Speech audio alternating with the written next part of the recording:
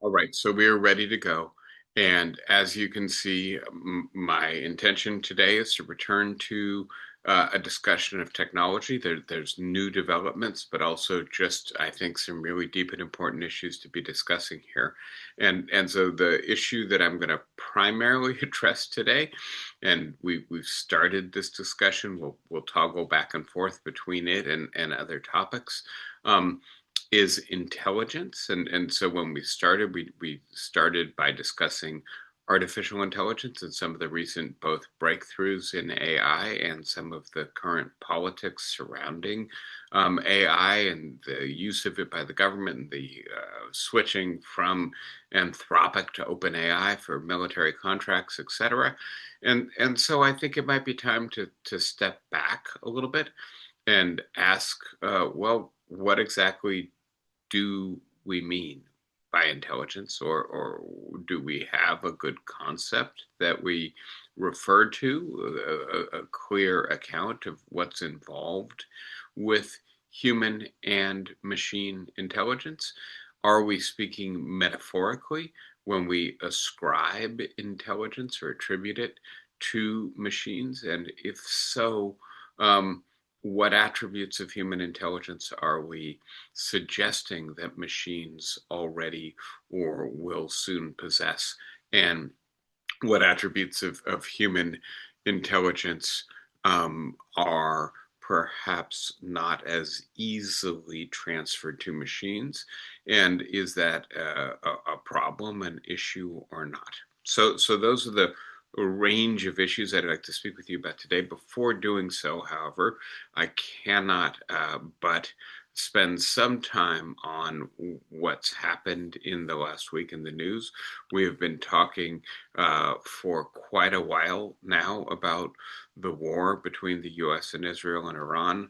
And there have been some important developments, but I want to start actually in a different place by noting that Viktor Orban, who you might call the godfather of 21st century right wing populism, was defeated decisively in an election in Hungary, the kind of defeat that will give his rival the power to perhaps undo, if it wants to, a fair bit of what Orban and his party Fidesz have done in Hungarian politics over the last 15 odd years. And so I want to spend a few minutes thinking about Orban's loss and what it means for the kind of politician that Orban is, the right wing populist politician, the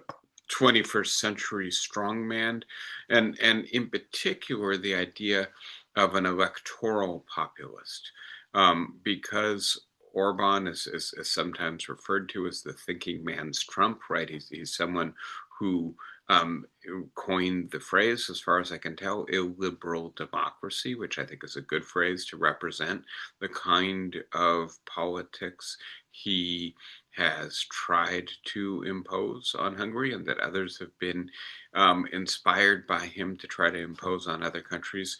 Trump is not, right, an intellectual, a theorist of politics, and so he doesn't seem to have Orban's theoretical bent, but he does seem very much to understand and to appreciate what Orban is trying to do and to intuitively grasp it and want to reproduce it. And then I'll just note, right, that if you read Project 2025, which is kind of the blue book, the architectural scheme for the second Trump administration, and you look at the index, you'll see that Viktor Orban is the second most mentioned name after Donald Trump, and so the idea that it's may not be Donald Trump, but certainly many people in his administration, in, if you will, his brain trust, have studied Orban and have tried to model what they're doing based on how they understand Orban to have succeeded. And so let me start then with the general theory of politics here. And the general theory is that a 21st century elected leader of the people needs to unify the people. And the right way to do that is by asserting a will, a range of ideas, very often a range of identities, national belonging, religion, historical attributes that mark off the people as the true people of the country, right? And so the idea that, right, the borders of the territory of Hungary may be historically somewhat arbitrary, but that Viktor Orban can unify the true people of that country, and in so doing indicate their true identity. And I'll say this briefly. This is as opposed to a liberal theory of democracy. And I think the best way to see this is in terms of the way in which the elected leader, the executive of the country, treats the party and the people who voted for the party that did not win the election. And so Orban has been very clear, reviving this term, which is, I think, originally fascist in its coinage, at least in modern politics, that the people who do not support you are not the true people of the country. In fact, they are the enemies of the true people of the country. And as such, they represent a threat to the capacity of the true leader to represent the true people of the country. And so they don't need to be listened to. Quite the contrary, their capacity to hear their voices, make their voices heard, needs to be fought against. And so the idea that Orban, right, did as much as he could to repress or marginalize the opposition party, the forms of journalism, the media system that was more sympathetic to his opposition also came under attack, that he reconstituted the judiciary to make it less impartial and more partisan because there is only one true people. They're the people who support him. The judiciary should likewise be attuned to their interests as opposed to impartial between the true people and the enemy of the people. And then of course you actually go after the opposition party and you do your best to jail them, to intimidate them, to disorganize them, to defund them. And Orban, right, mastered this idea that there is a true identity to the Hungarian people, that in essence he captures it, he represents it, he brings it into being by imposing his will, his ideas on them, and that anybody who opposes him is not just from a different party, but in fact hostile to the very project of truly constituting and representing the people of Hungary. And the idea that then to contrast this with a traditional American liberal model of democracy, the idea that is sometimes called Madisonian majorities after James Madison, who basically said, look, yes, the people who gain power in a modern electoral democracy, a representative system of government, are going to represent the majority. But very often, a large portion of the population will not vote for them, and they will be the minority, and they too need to be represented, and so represented in the legislature. And not only that, they need to be listened to and treated with respect, and that the way you guarantee that they will not be marginalized or repressed is you constitute your political system such that it's quite likely that the current minority will be the next majority. And so the idea that the current majority will listen to, include, respect, certainly not attempt to oppress or even marginalize the current minority is in their self-interest. Because if we have the principle of the so-called loyal opposition, right, you are Yes, not the winner of the current election, but nevertheless entitled to oppose the winner of the current election, and to do so from a place that doesn't call into question your good standing in this society, your citizenship, your loyalty to its institutions,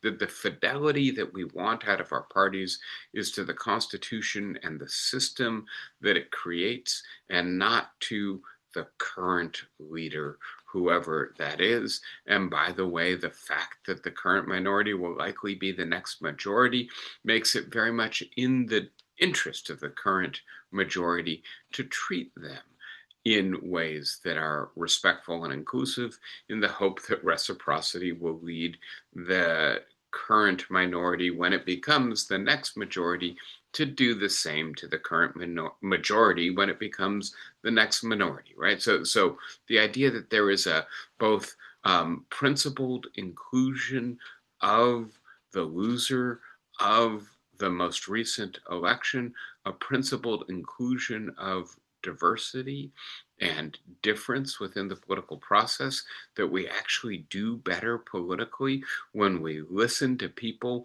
whose views we don't like or agree with, and that our political process should make room for the expression of those differences.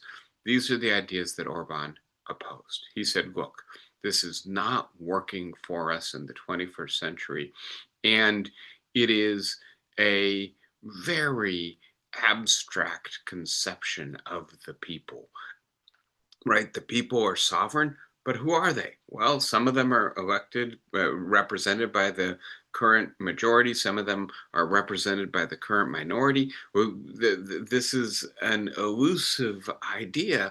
No, let me tell you who the people are. The people are the people who voted for me. And everybody else, although they are formally citizens, are the enemy of the true people. And only if I unify our country in this way and work with the kind of strength and absence of restraint that representing the true people and not paying attention to the enemies of the people affords me, will I be able to secure the true interests of the Hungarian people, because the modern world is complex and difficult. The problems come too fast to pay attention to these 18th and 19th century institutions that require that we deliberate with people with whom we disagree. We end up polarized, we end up paralyzed, we end up therefore being overwhelmed by the events that we are elected to manage. Let me show you a superior alternative. And it, right, resulted in Orban being in power in Hungary for a very long time.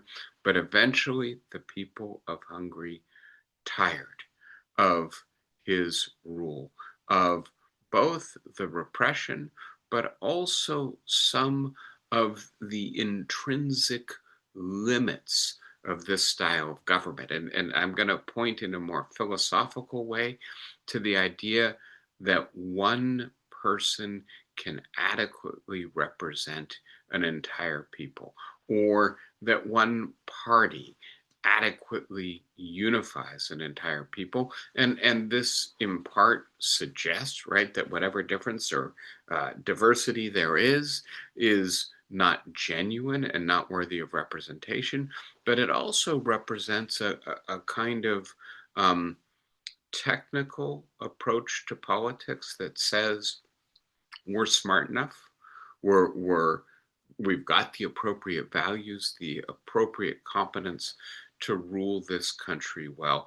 We don't need to hear from the other side. We're not going to listen to them. And the idea, again, I think it goes back to Madison and forward to John Stuart Mill. Abraham Lincoln, with his team of rivals, had a view of this. The idea that actually you make better decisions when you're forced to defend your views against the criticism of people who don't agree with you. And even better decisions when you listen to the people who don't agree with you and are willing to acknowledge that sometimes they may have a point. Sometimes they may be right about certain things. There was a point in the evening last night where the Warriors were losing, and so I started to turn my attention to other things in the news, and I was looking at the fact that the Strait of Hormuz is open. And I was wondering to myself, was I wrong to be so critical of Donald Trump's conduct in this war? Maybe the Iranian regime is so weak at this point that the United States will be able to dictate to them how we want the peace to go. And then I woke up this morning, and yes, the Warriors had lost, and the Strait of Hormuz was closed again. But the idea that we have to have the space in our head to be able to say, I really don't like the other side, but that doesn't mean they're always wrong about everything. And sometimes I've got to say, when they've got a good point, you've got a good point. I'm not going to start liking you. I'm not going to start supporting you, but I will try to learn from you and incorporate your insights into my positions, and that will make me better at addressing the problems that we as a country need to share. And Orban didn't incorporate that kind of diversity or that respect for the opposition into his governance. And the result is that he got a definitive, a decisive repudiation by his people. And I think we may begin to hope that right wing populism is being discredited in the United States, in the democratic world, in the second half of this decade, right? That would appear to be what this electoral result is a harbinger of. And I just want to say, first of all, I think it's premature. Right, it is the case, right, that J.D. Vance went to Hungary before going to Pakistan. It was as important to him apparently to uh, try to boost Orban's electoral prospects as it was to try to negotiate peace with Iran.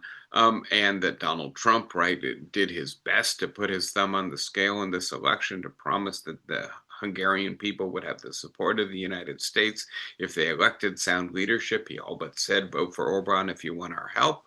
And by the way, maybe J.D. Vance and Donald Trump are not the most popular people in the world today, not the best people to boost your electoral prospects in a competitive election.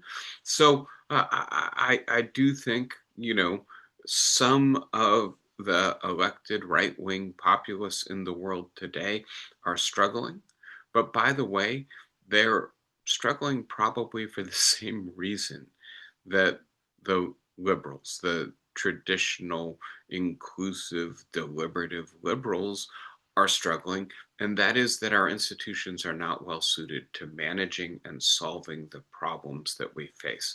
And so that there is a deeper problem, and that the exhaustion of right wing populism, which please recognize is a kind of electoral politics, it relies on having regular elections, even if it tries very hard to slant the outcome of those elections by making life much more difficult for the opposition.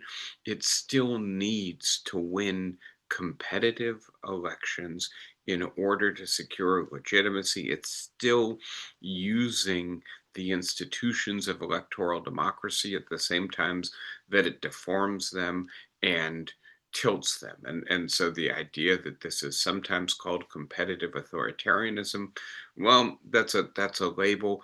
I think that I like Nadia Urbanati's theory of this, right? The contemporary Italian political theorist now teaching at Columbia, who says, look, this is a kind of deformation of electoral democracy. And by the way, it results because electoral democracy is malfunctioning in the 21st century. It's not allowing us to solve our problems.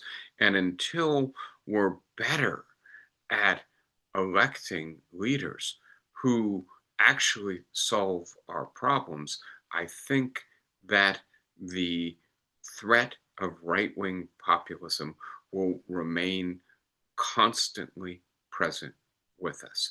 And when I say better at electing leaders, I misspeak. What I really mean is until we fix the problem with the system of electoral democracy we have and getting Orban out of power, watching Trump plummet in his standing with the American people and in terms of his sway on the global stage, watching his reputation, right, for strength evaporate. It's all, I think, good for those of us who don't like Donald Trump, but don't think that, right, we are awakening from our fever and emerging into a new period of democratic health. Sorry, my health metaphors have me sneezing with hay fever. The idea that this is, right, yes, better than having strong men rule us, but not yet a cure to what ails us, I think is one of the things I'll just note as I try to make sense of what's happening in the world of electoral democracy writ large right now. Returning to the war, um, please note, and we haven't spoken very much about this, but let me start for a moment with Iran, pivot to Lebanon, and then come back to the conflict between Iran and the United States. And so I'm going to go back to January when protests were widespread in Iran, and Donald Trump said to the Iranian people, we have your back, we will protect you, said to the Iranian regime, do not dare arrest and execute these people. Even as we speak, people are being executed in Iranian prisons. Dissidents are being rounded up and locked up. Human rights lawyers are in jail. And so then, right, end of February, we go to war with Iran. And Donald Trump, in his baseball cap from his resort in Florida, announces that we're doing this in part to allow the Iranian people to liberate themselves from an oppressive regime. Well, 6 weeks later, 6 weeks of mainly sustained and destructive warfare later, the same regime is in power. The succession of leaders means that perhaps younger and perhaps even more repressive, more authoritarian, more ideological leaders are in place. It's hard to know for sure. The regime is fractured and on its back foot, reorganizing itself, but it certainly doesn't appear that a better regime has emerged in the aftermath of the decapitation attack that Israel and the United States performed against the the hitherto leadership of Iran. But in terms of its economy, in terms of its infrastructure, Iran has been set back. I don't know if it's a decade or 20 years or a quarter century by these attacks. Schools, hospitals, civilian infrastructure, railways, energy production facilities, iron smelting plants have been destroyed, hospitals, apartments damaged, and that it is not going to be the regime, as far as we can tell, that truly bears the cost of the destruction that was rained down on Iran by the United States and Israel. It will be the people of Iran who will have to do without their critical civilian infrastructure, the long suffering people of Iran.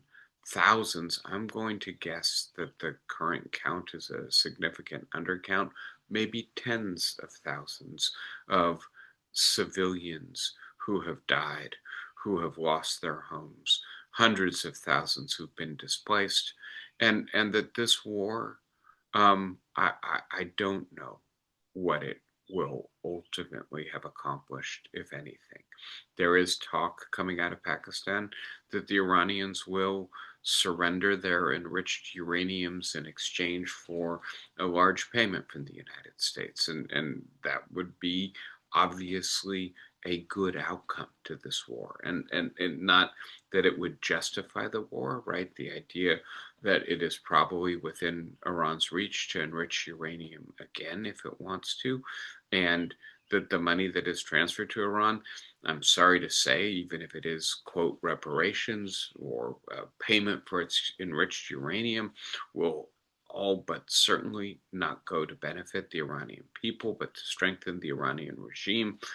Again, having said all of that, I don't want to focus on what the war has accomplished in terms of the military or political objectives of the United States today.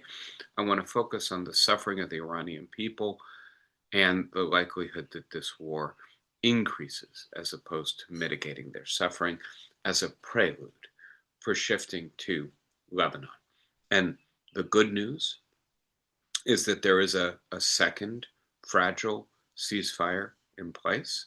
It appears that the United States has pressured Israel and that Iran has pressured Hezbollah to cease their hot war. And please note, there was an exchange of fire this morning that apparently killed a French soldier, a peacekeeper in Lebanon.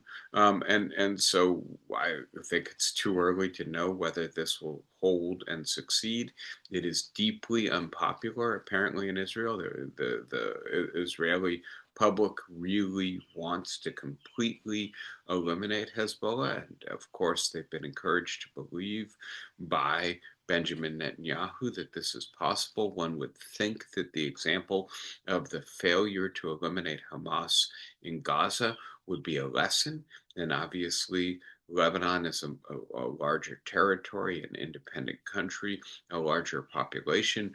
I have to assume that the prospects for a military defeat of a paramilitary organization like Hezbollah in Lebanon are actually even more difficult than the prospects for success in Gaza, which has not succeeded.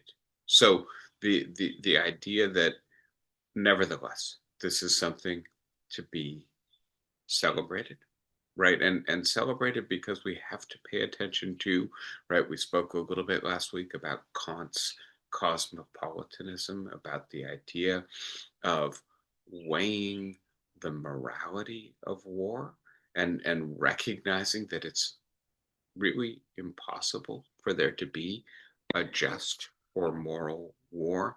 I'll say this very briefly, right? I guess it's 1.2 million Lebanese who are displaced. Lebanon is a small country. That's a fifth, a sixth of the population. And it's just impossible for the country to manage that many internally displaced people. Most of those displaced people are not members of the Hezbollah paramilitary.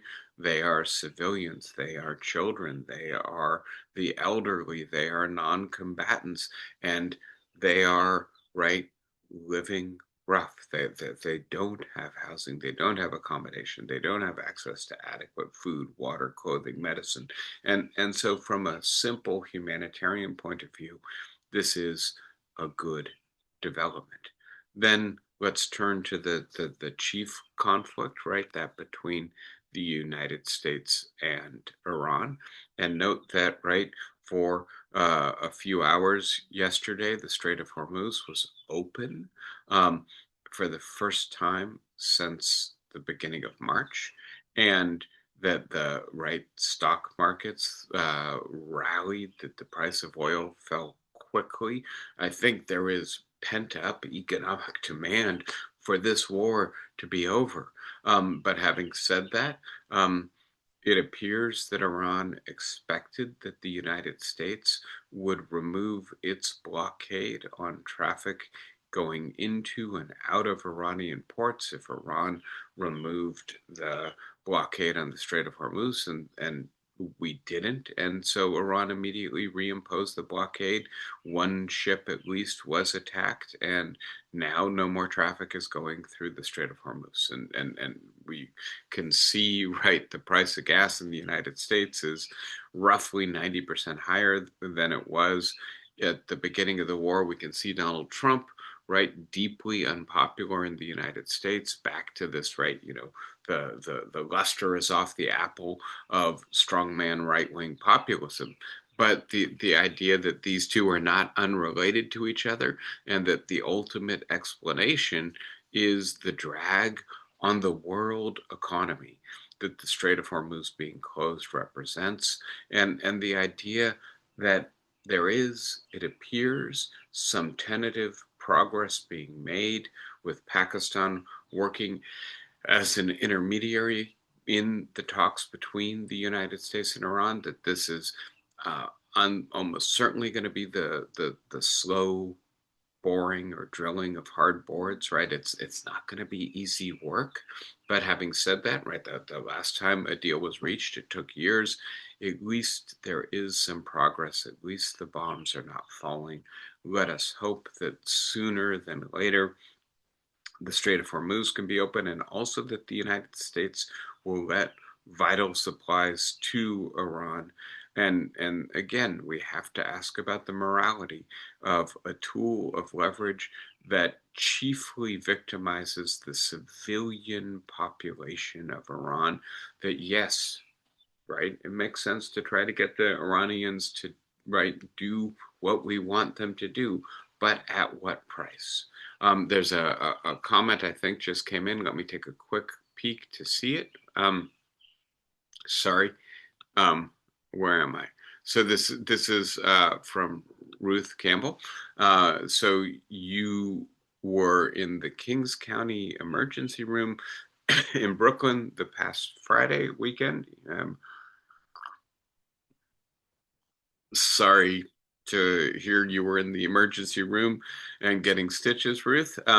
But right, the surgeon went to UC Berkeley and loved the Bay Area, and he's from Lebanon, and that his parents fled yesterday, right? And yes, I think you may know one of my best friends is Iranian. By the way, grew up entirely in this country, but has family in Iran. And, we shouldn't need to be directly connected to people from the region to have humanitarian concern for the people in the region. And yet, it certainly helps to humanize it. And by the way, yeah, I think all you need to do is to go to any emergency room, or so many other places in the country to notice that there are Iranians and Lebanese and, of course, people from all over the world who are providing essential and valuable services in this country, who are now, most of them, citizens of this country or long-term residents of this country. And so that's a different thing to notice, but I do think it's extremely important. So the last thing I'll just mention briefly from the last week's news, and it's the discrepancy between what's happening with Orban, what's happening with Trump's popularity, what's happening with the rest of the world in ways that we discussed last week, looking at the United States and saying, if this is your leadership, we can no longer rely on you. We can no longer trust you. You have been an extraordinarily important ally to so many countries in the world. You have been integral to the construction of institutions and norms that now govern the world order, but you are taking a wrecking ball to all of this, and it appears that your politics are too fractured and unstable and frankly stupid to um, uh, for us, the rest of the world, to rely on your stability, your intelligence, your leadership, your anchoring of these institutions. We have to begin to look elsewhere. And so, right, Donald Trump is diminished in his standing in American politics and in the world. And yet, what is he doing? He's picking a fight with the Pope, right? He and J.D. Vance, and on issues of domestic policy and international politics and theology, right? And at the same time, he's posting to social media images that are deeply sacrilegious and offensive and compare him to Jesus Christ or a godlike figure, compare himself, right? Because he posted these images himself, right? And so the idea that it hasn't gotten through to Donald Trump, or he and his circle are unwilling or unable to acknowledge that his leadership is no longer respected in this country or in the world, and right, that they are heading into an election with gas prices up and the president's popularity down. It's not a good place for them to be. And yet here they are, perhaps trying to distract us from the bad news with the faux controversy of right religious fights, or really just completely out of tune, right? Tone deaf in their understanding of what the rest of the world and the American people think about them. And the idea that this is the second time in a row, right? Joe Biden ended his presidency clearly with a deeply diminished capacity for the job, that we have a president who seems to be so ensconced in a bubble that he's incapable of recognizing the reality. Again, I worry about the health of our democracy. So why don't I stop just for a moment, give you guys the chance to comment. Ruth obviously interjected a little bit in the chat, but I want to hear from you. I'm about to go into artificial intelligence, technology, and stuff unrelated to the events of the week. Anything you want to discuss about the week before we go there? Can I speak? Flossie, I can hear you fine. Go ahead. Oh, you just muted yourself, Flossie. Hold that space bar down. There you go. Okay. What distresses me but makes your discussion more poignant is that the Trump people seem more involved with building big constructions, mansions, skyscrapers to take care of the displaced people. Now we're going to get a whole new crew of displaced people and destroy them that way by not giving them any kind of real shelter, any kind of help if they are ill, and they will be ill, and their children will die, and they will die, and that will take care of a good portion of our so-called enemies. But it is slowly seeping away our humanity. Some of the stories that come out of the treatment of displaced people, they're disgusting. They are inhuman, they're bestial. And I don't think that if we have any humanity, we will slowly but surely turn to the machines and artificial intelligence to make us human again. I have all kinds of um, disaster stories going back and forth. And all I do is look at the front page of the Chronicle, of the New York Times, and there's another ugly, ugly picture of Republicans mostly who let this happen, and Mr. Trump, who is stealing things from the White House to take with him wherever he's going, and I hope he's going fast down and he can take a couple of items with him from the White House. But I have hope in that most of us who didn't think about what happens to Mexicans who were once farm workers and who are now citizens, and they've been here for generations, and they're being killed.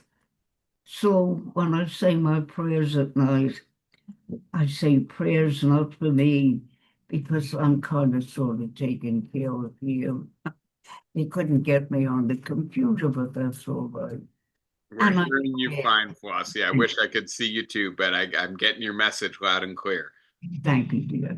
Yeah, and so you raised a few different claims or ideas, and they're all important. But I'm going to focus on dehumanization, and this comes back to what Kant said about war, which is even if the cause of the war is just, it's impossible really to have just conduct in war, and that doesn't mean that you shouldn't try. Obviously, if you have to fight, and sometimes you have to fight because you have to defend yourself, and that Kant was not a pacifist in that regard.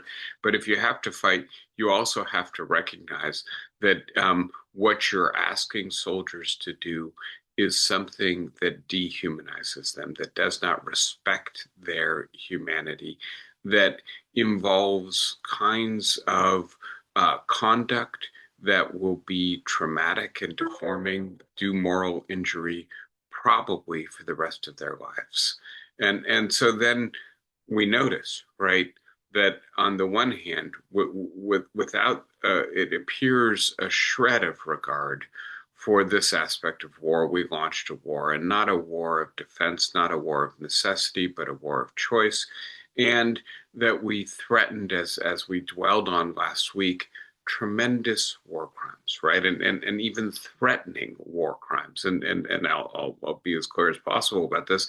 I didn't emphasize this last week, but I do believe implicitly what we threatened was nuclear war, right? Because the idea that you don't do the kind of devastation that Trump threatened, right? That the civilization will end.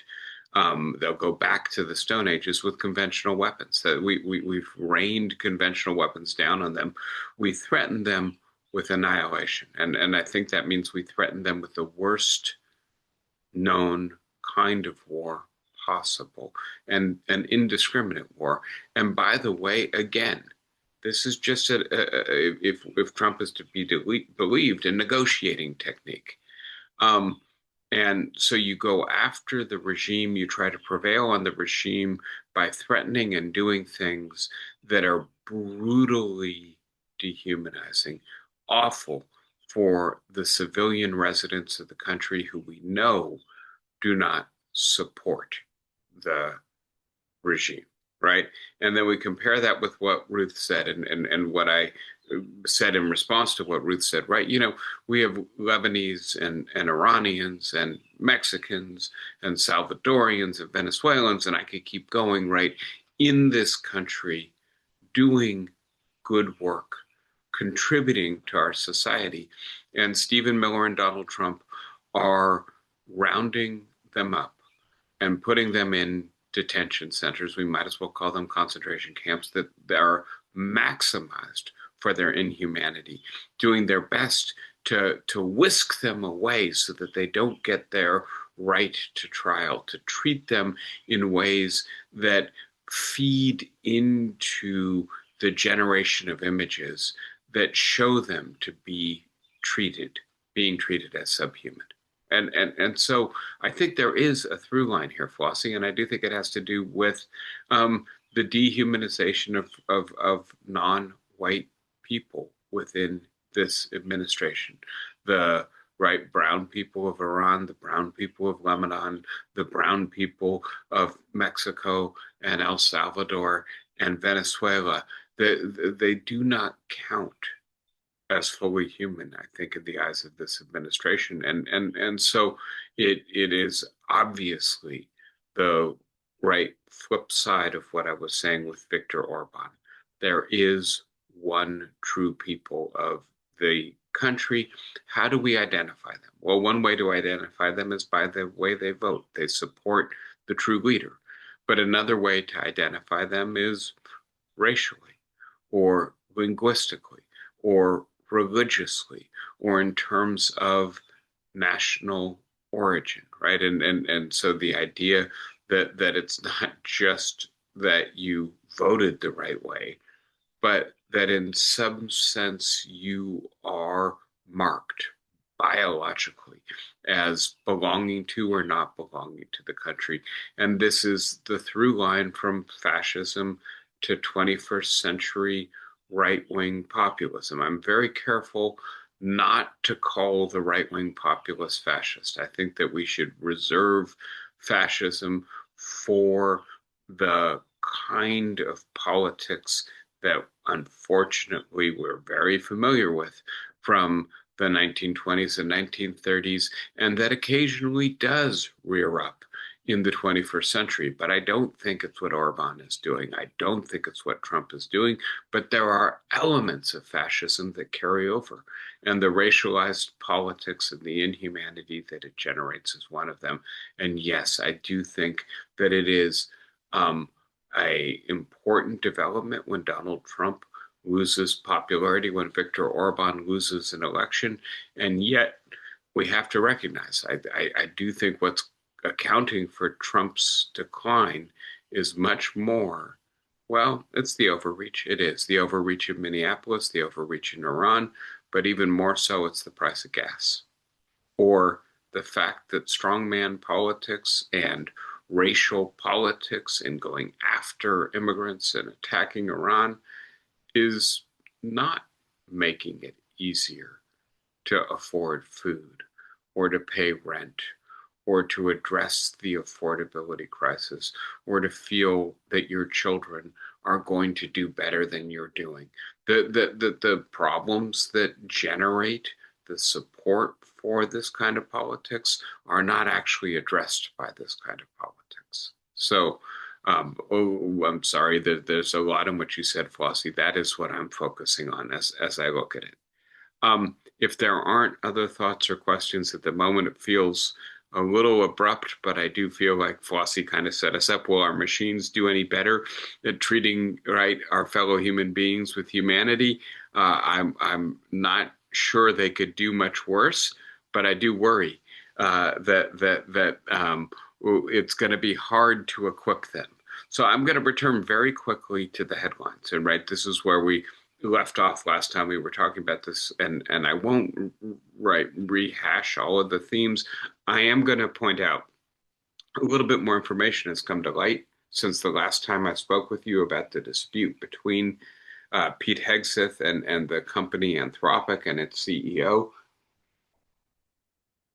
You may note that its CEO was at the White House last week speaking with Susie Wiles, trying to figure out if there's a way forward.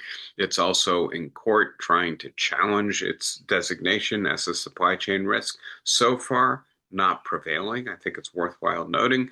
And what came to my attention since the last time I spoke with you about this is that there was a more specific disagreement between Anthropic and the Department of Defense.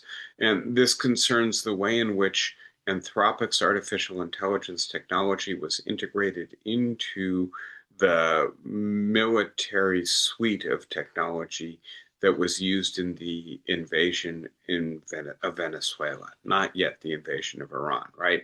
And so when it came to light that their technology had been used in this way, the CEO or the company Anthropic asked for report information from the Department of Defense. How exactly was the technology used?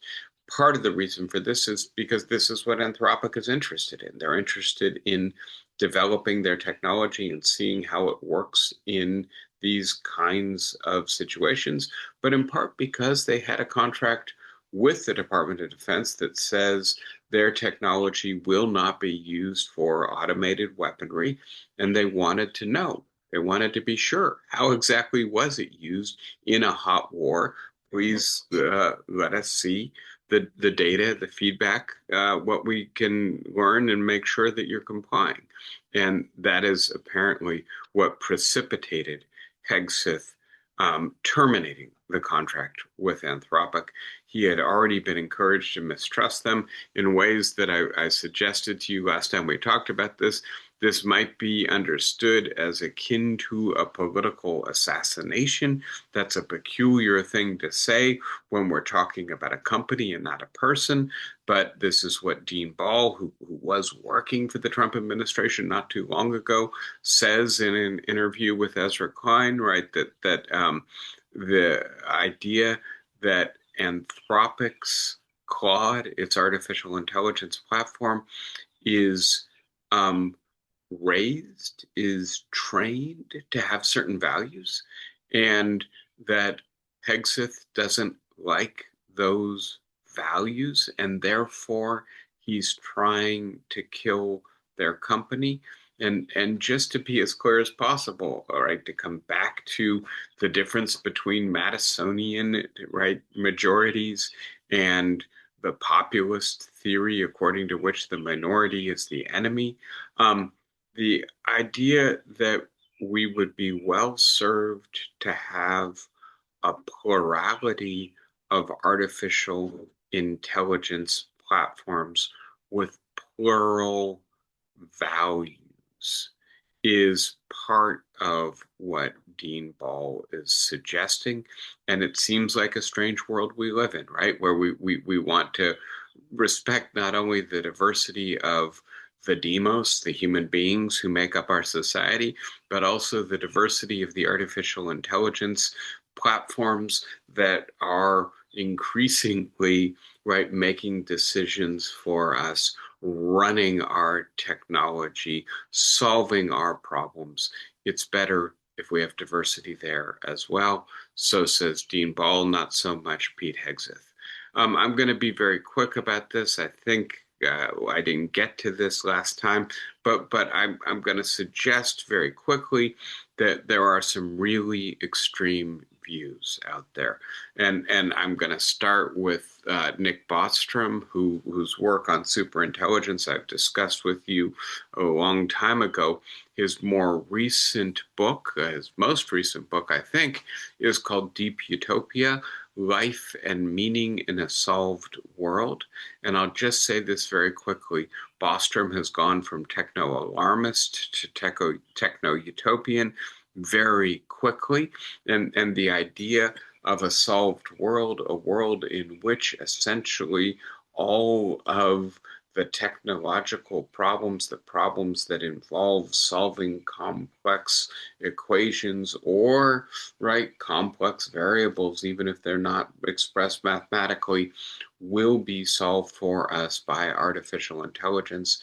Hence, it will be a kind of utopia. And the juxtaposition between that and Eliezer Yudkowsky and Nate Square's if anyone builds it, everyone dies, right? The idea that superhuman AI would kill us all is the right absolute averse of Bostrom's idea, and the idea that we have these extreme positions being staked out, right? That this is going to allow everybody to participate, come together, share their knowledge, or it's going to completely kill the truth in our politics.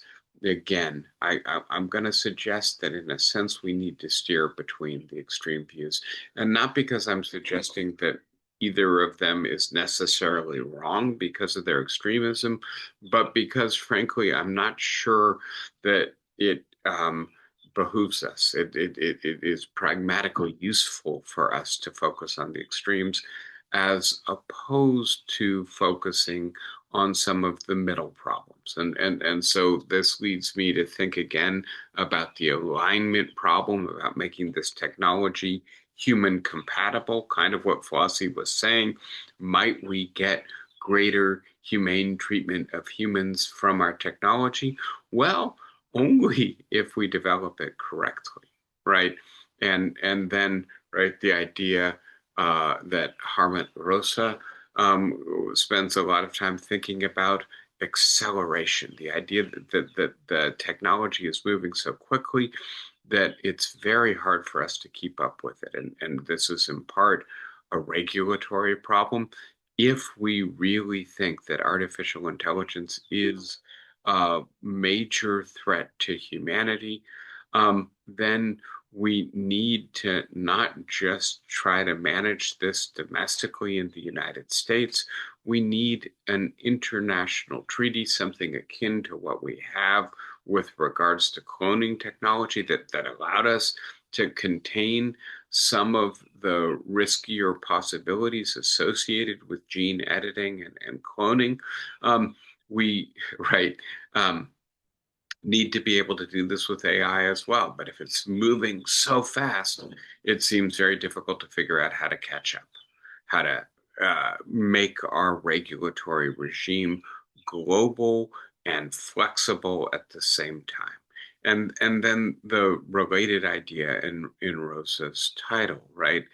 Alienation. And the idea that it's hard to feel at home in a world that feels like it is moving so quickly that you don't have time to adjust to understand, to grasp what this technology allows you to do, what it requires you to do, what it does to you before the next wave of innovation has crashed down upon you, right? And so the idea that we are constantly, in a sense, disoriented by the pace of technological change. These are, right, not utopia versus extinction, but more the intermediary range of problems. That's where I think we need to focus if we're going to have constructive conversations about how to regulate our use of technology. I'm going to suggest finally for today that there are two paths open to us. Um, as we tackle this problem. And this is reflected in my title for this right series of classes I'm hoping to conduct with you, The Ethics and Politics of New Technology. Politically, I think it is clear we need intelligently used, flexible, rapidly adjusted, internationally coordinated law and policy. We need to use the instruments of the state because without it, this technology is just going to keep getting away from us. And yet, we also need ethics. And here by ethics, I refer to our efforts to regulate ourselves, to bring out what is best in ourselves, to have the kind of lives we think we should lead, and the idea that it's very often going to be possible to do through law alone what we need to do in order to manage our use of this technology. That it's only when law is met halfway by the values, by the ethics, by the discipline in our use of new technology. If this technology is engineered to be addictive, and if we recognize that in particular when young children use it, it takes hold on them, it shapes them, it changes their developmental trajectory, and by the way, makes it more difficult for them to kick the addiction to the technology later in life, well, then we should have laws that regulate how the technology is developed, distributed, what attributes it has, and at what age our children can use it, and where and when. But by the way, we're also parents, right? And so the idea that we should, in addition to regulating it legally, ethically, be saying to our children, this is why this technology is bad for you, harmful to you. This is what it could do to you. And please, right, don't use that technology that much. Don't give it to your children at that age. Try to prohibit them or guide them in their usage of it. And by the way, if it's addictive for the child, it's addictive for the adult as well. We need to be proactive in thinking about the values we need to develop, the cultural resources we need to evolve in order to be able to manage our use of this technology. So I'm not going to get to the central topic today. What is intelligence? I am looking forward to doing this with you. I'm very excited to share with you some ideas that have particularly come out of the work of Justin Smith's The Internet is Not What You Think It Is. But for today, I think I had better stop. We've already gone a little bit over our time limit. I want you guys to have a little bit of time to share with me whatever you're thinking about in terms of, in particular, artificial intelligence, but more broadly in terms of contemporary technology. Let me preview for 10 seconds the idea that I think that a thinking machine is a metaphor, right? That intelligence, when we refer to it in humanity, and you may remember last time we discussed this, we ended up talking a fair bit about the work of Howard Gardner and the multiple meanings of intelligence. Well, the idea that well, we may not fully understand what it means for a human being to think, or the many kinds of intelligence that we perhaps possess. It certainly is a metaphor at best to attribute this to a very powerful pile of equations, which is maybe what artificial intelligence is. So that's where I'm going, and in different ways, I want to talk about, for instance, what judgment is, or what thinking is, as opposed to what reckoning is, and how those things differ, and how that might help us to understand what we should want from this technology and what we shouldn't want from this technology.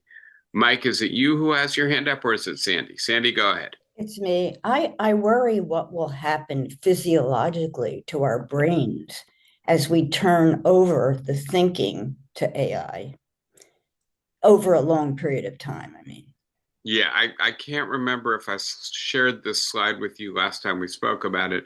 I'm just going to return to it for a second, right? So the slide before, where I wanted to go with Justin Smith, it has these two illustrative worries: cognitive offloading, right? We give over to our technology certain tasks that we used to do. The easy example, balancing your checkbook. Does anybody balance their checkbook anymore, or do you just look on your phone to see what your balance is and to do a kind of intuitive reckoning? That sounds about right. Let me go back through the transactions and make sure everything's tallied appropriately, and then maybe slightly more deeply, the idea of a kind of spatial orientation that involves looking at maps, studying landmarks, talking to people maybe who've been to the place you've been to before about how they got there, and what the best thing to navigate by is, right? And now we just open up our phones and put them on our dashboards, and let it speak in our ear, and we're just automatons driving where our cars tell us to drive, or our phones tell us to drive, right?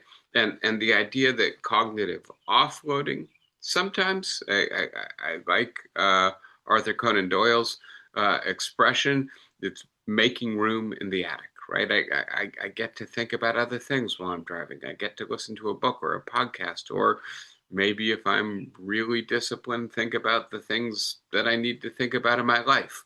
But at the same time, I'm losing certain capacities, the capacity to remember the landmarks, the capacity to know east from west or north from south, based not on what my GPS says, but on where the sun is in the sky, or where the landmark is. And the idea that this represents a kind of cognitive deskilling, a loss of capacity, is, I think, extremely important. And then that it also has a social dimension to it as well, right? Which is, when I stopped to ask directions of people, I sometimes fell into conversations with them as well. I sometimes learned about what they thought the best restaurant in the area was, or the local history. I was out on a trail the other day and somebody told me there's a freedman's graveyard if you follow this trail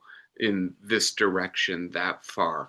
I had no idea, right? So these were African Americans who had been enslaved in the 18th century in New York and who couldn't be buried in the normal graveyards and who set up this graveyard. And I'd hiked this path, I don't know, 20 times in the last year.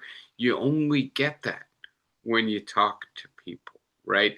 And if you're just following your GPS, your windows are rolled up, you're not right interacting with your surroundings or the people it contains. That's, I think, one of the consequences of, yes, relying on this technology to think for us. I don't know physiologically what happens to our brains, but I think cognitively, culturally, practically, there is this worry about de-skilling, about just losing the capacities that make us who we are, that help us to navigate the world, that help us to be complex, interesting creatures. I'm not sure I want to live in that solved world. I'm not sure I regard it as a deep utopia. Yeah, thank you for the comment, Sandy. As always, interesting thoughts. Um, Anybody else before we call it a day? All right. So um, just to sign off for today, we should be thankful when less bombs are falling in the world, and they do appear to be, right. Uh, Less lives lost, less damage being done this week than a week ago or 2 weeks ago. I am thankful for that. I'm also thankful, as always, for the opportunity to be in dialogue with you guys. I hope it's clear, it's stimulating, it's fun, it's also consoling. So be well, and thanks as always. See you guys next week. Bye, guys. Thank you. Thank you. Pleasure. Thank you, David. Bye, guys. Take care.